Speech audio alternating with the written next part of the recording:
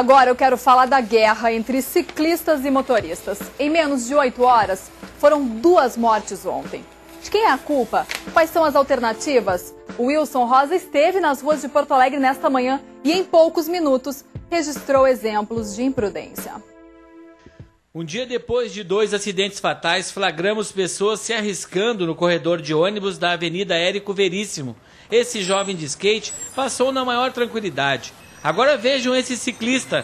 Ele cruza no meio dos ônibus, deixando os motoristas apreensivos. É comum isso aí deveria ser proibido, né? Eu acho, né? Eu estava vindo de lá para cá, atravessou uma com aqueles fone no ouvido, passou fincada, nem olhou para o lado nenhum.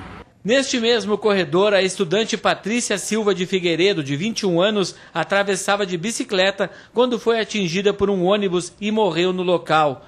8 horas depois, na zona norte da capital, outra estudante foi atropelada por um coletivo. Deise Duarte Lopes, de 19 anos, também não resistiu. Ela pedalava pela estrada Martim Félix Berta. Esta manhã, Vitória não foi de bicicleta para o trabalho, como faz todos os dias. Meus pais não autorizaram eu sair de bicicleta por causa do acontecido de ontem. Eu tive que vir de ônibus, porque eles acharam um absurdo o que aconteceu. E apesar de eu usar capacete, de eu andar no lugar certo, a gente está muito exposto.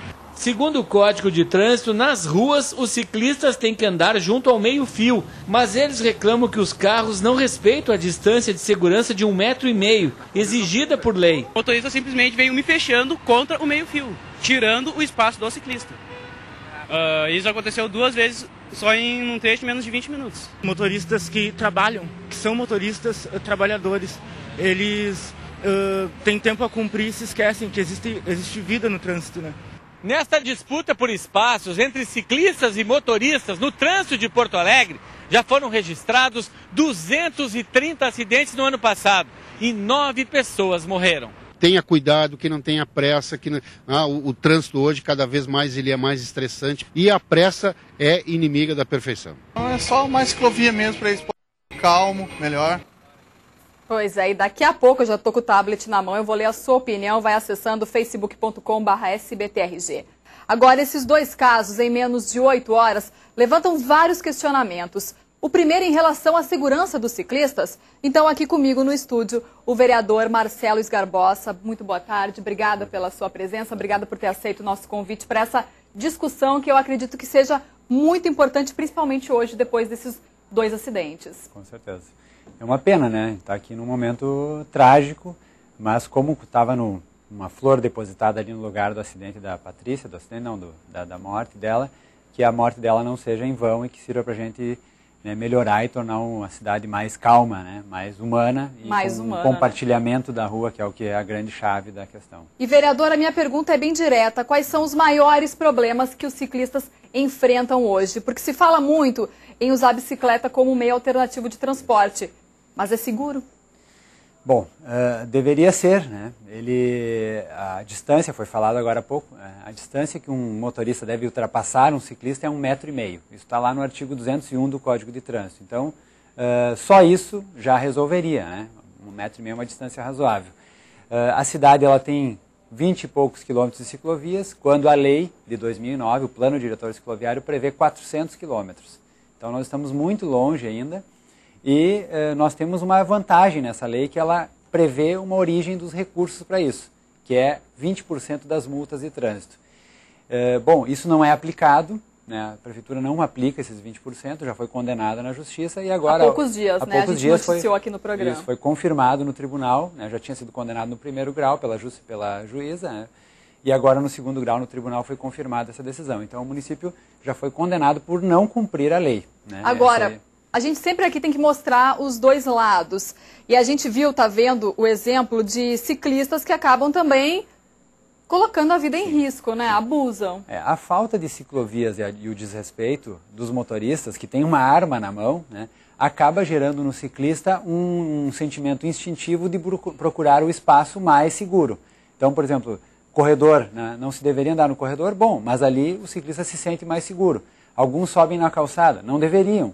Mas ali o ciclista se sente mais seguro. Eu tenho uma opinião aqui no Facebook da Sabrina Saraiva dizendo assim, Muitas vezes os motoristas não veem o ciclista pelo espelho e muito ciclista acha que é moto e fica costurando no trânsito. Bom, o ciclista ele nunca teve educação, né? Assim eu digo, não teve poderia ter nas escolas, é um projeto nosso na Câmara de Vereadores, tornar, né, dentro da escola já a educação para o trânsito em bicicleta. Aprender a ser ciclista. Aprender a ser ciclista. Agora, Jenny, o que a gente não pode fazer é culpabilizar uma vítima, né, que não tem seu espaço adequado, certo? Então a responsabilidade pela morte é culpa dela, né? Claro que ela tem que estar atenta no trânsito, é um lugar de atenção, né, cumprir a legislação. Agora, no trânsito, quem tem a arma na mão é o motorista, né? Então ele deve ter cuidado no manuseio dessa arma, inclusive estar preparado com a velocidade adequada para qualquer imprevisto que possa surgir, né? Se uma criança sair correndo, né, na frente de um automóvel e o motorista viu que essa criança, ou uma pessoa embriagada, vamos pegar, né, ou um ciclista, enfim, quem seja.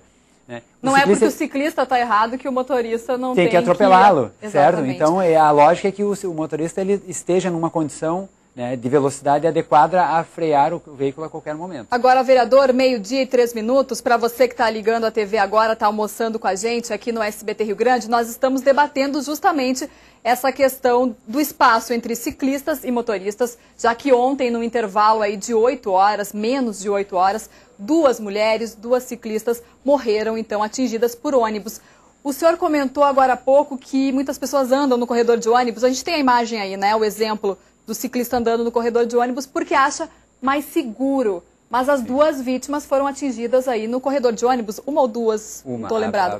A primeira. O caso que aconteceu ontem pela manhã da Patrícia, de 21 anos. Bom, em vez de nós ficar culpabilizando as vítimas, né, que são os ciclistas nesse caso, por que não abrirmos uma discussão de se o corredor é mais seguro para o ciclista, por que não um compartilhamento? Já que ali só transitam motoristas... O senhor é a favor do compartilhamento? Eu acho que a gente tem que discutir isso, né? Ali transitam motoristas profissionais, por que não eles compartilharem com os ciclistas, certo?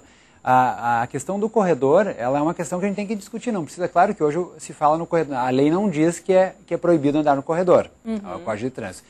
Claro que com a ideia de corredores exclusivos para ônibus, então geraria essa lógica de exclusivos para... Agora, por que não abrirmos esse tipo de discussão, né, de compartilhamento da pista, ao invés de segregação, né? E por isso que a ciclovia, ela é, né, algo...